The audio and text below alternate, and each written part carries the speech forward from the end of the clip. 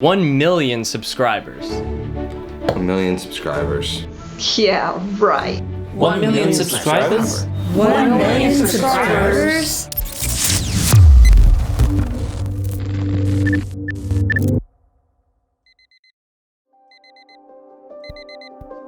When I uploaded my first video to YouTube on March 2nd, 2006, I don't even think there were 1 million people on the platform.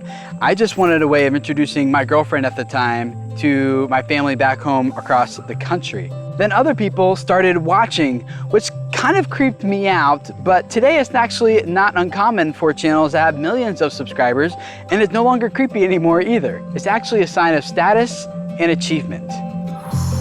Getting to 1 million subscribers is so much harder Than I thought it would be. So much harder. So much harder. It's been extremely more difficult. I've kind of given up on that goal.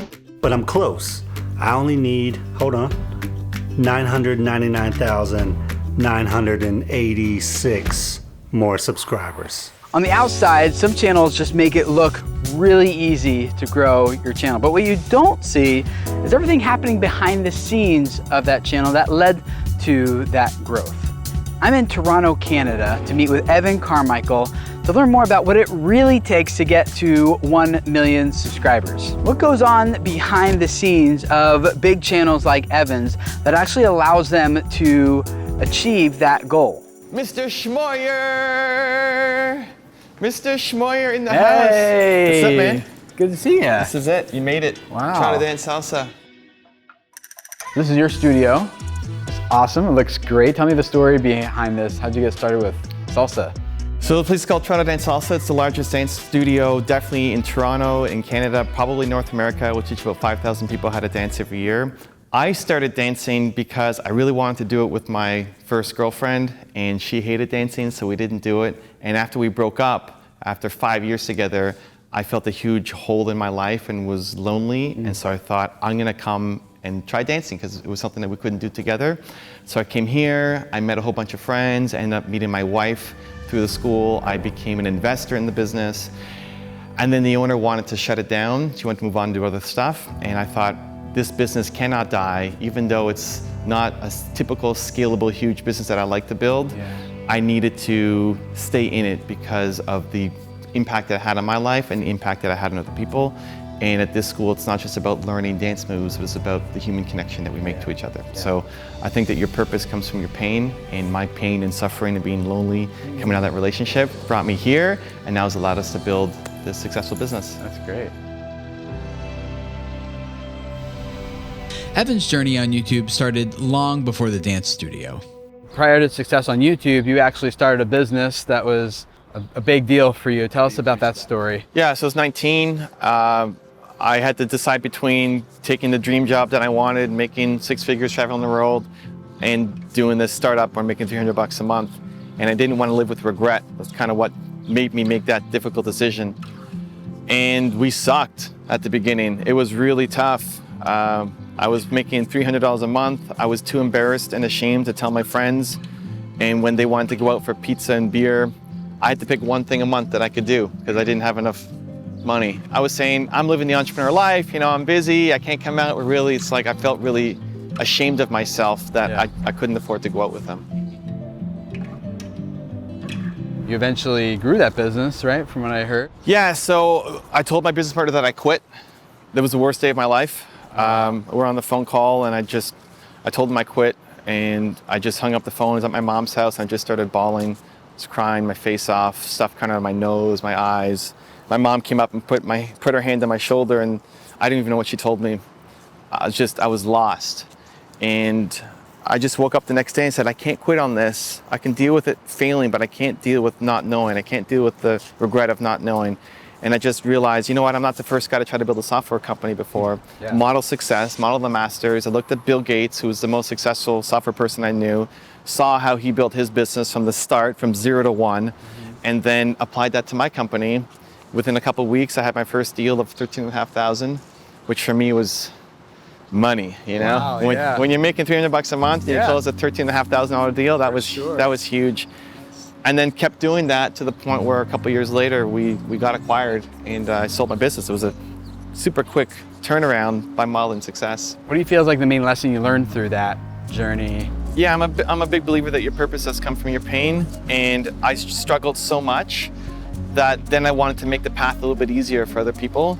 I didn't want them to feel as alone like I felt starting my company. And so I started actually being a speaker and helping other people and doing speeches, and then my website and then my YouTube channel. I never had an intention to be YouTube famous. It wasn't, I want to have 1 million subscribers when I first started. It was, this is what I struggled with. And I wish that this was around for me when I was in that painful period. I think humans are good. I think we are built to be good. And I think whenever you've struggled through something, then you want to use that pain to then help other people who are going through it right now. Yeah. Evan's drive to help other people going through a painful period, just like he did, ultimately is what led him to making his first YouTube videos. Tell me that story of what happened in that business that brought you to wanting to start on YouTube now? So YouTube started for 2 reasons. One, I was getting asked to help people with their business problems, and I thought instead of typing out a 30-40 minute email, I would just make a video. I'm more visual and it would help that person, and if anybody else saw it, great. But it was more to help that one person.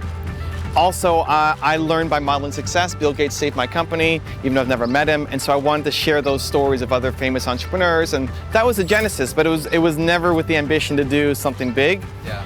As people started watching and we started getting feedback and said, hey, can you answer this question? Hey, can you make this video?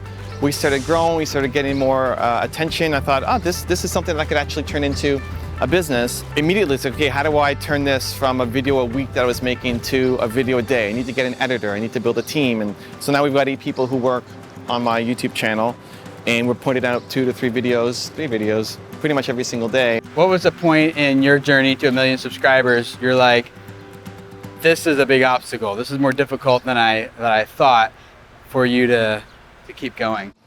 One of the hardest things for me was just getting comfortable in front of the camera. Even this, like we're filming outside, just people walking around, some people might be watching us. That was super nerve-wracking for me. We were in my dance studio. When I started filming there, it's a mall, there's people walking behind. When I first started, I didn't have autofocus on my camera.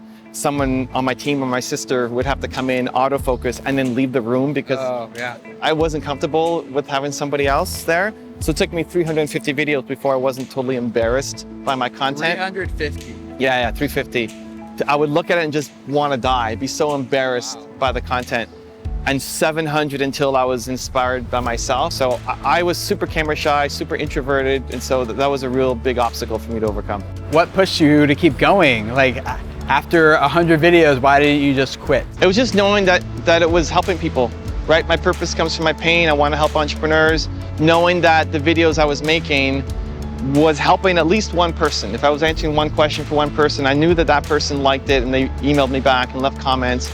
And so knowing that the work that I did matters pushed me through the discomfort and you know, the self-worth issues and all that stuff to keep going. Yeah. I think when you feel like the work you're doing is important and it's touching lives, it's what you do with your channel all the time, then you're more willing to deal with the pain and the suffering. Yeah. If you're not on a mission, if you don't like the work that you're doing, you're unlikely to keep going. For other creators who have a goal of reaching 1 million subscribers like you have, what do those creators need to really consider along that journey? First, it's going to be a ton of work. It's a lot of work. To get good at whatever you want to do, it's going to take a lot of work. And so don't be too hard on yourself if your first versions of your product, your videos are not that good.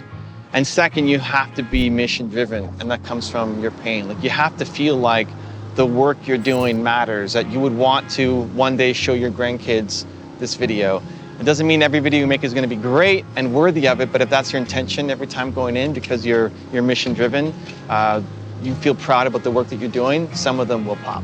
Where do you feel like most creators go wrong in that journey? I think first off, just patience. It'll take a long time, and that's okay. If you are loving the work and you're mission driven again, then you will make it, but just having the patience. Don't expect your first video to be amazing and pop right from the start. And two, I think people a lot of times are just trying to hit the 1 million subscribers and they're just chasing the goal where you have to enjoy the process, right? You have to feel like the work, if you felt like every video you made matters, and then the subscriber goal and the view goal is the secondary objective, that's when you actually start to win. It seems to me like most people want to skip the hard work. They want to skip the pain. They want to skip the process and just get straight to the goal. 1 million subs, and they want it to be easy. It seems to me from what you're saying though, is you can't skip that process. Like you need to go through the pain, you need to do the hard work, and it's actually good for you because that what develops you into the character that's actually worth being broadcasted to 1 million people. Anything worth doing is not going to be easy. Anything worth doing is on the other side of a lot of difficulty and pain and hard work. And that's the best. I don't see it as a negative. I see that as something amazing. Any entrepreneur that you look up to and what they've done came through a lot of pain and struggle and suffering, and then they made this beautiful gift for the world. And I think that's the opportunity for every creator who's watching this video. When you feel like you're mission driven and the work you're doing is really important and is changing lives, actually changing lives, that's how you get to 1 million subscribers and have a huge impact on the world, and at the end of the day feel like the work you're doing really matters.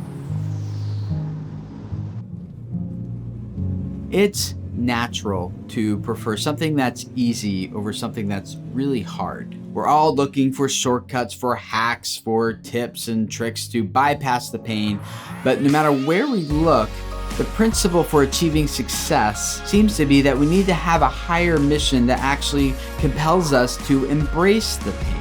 In the same way that any good story needs conflict, our story needs it too, in order to develop our character to become the hero that our story needs. So on your road to 1 million subscribers, embrace the conflict and the difficulty and the pain that no one sees, because the transformation it creates in you is where real success comes from. I know all of this is much easier said than done, so for those of you who are members of this channel, you'll find a link in the description below to an exclusive video where Evan and I sit down and talk about how to find your mission and turn that into success. You can also tap the video you see on your screen here to go to the next episode of this Creator Stories series and subscribe here, and I'll see you guys over in that next video.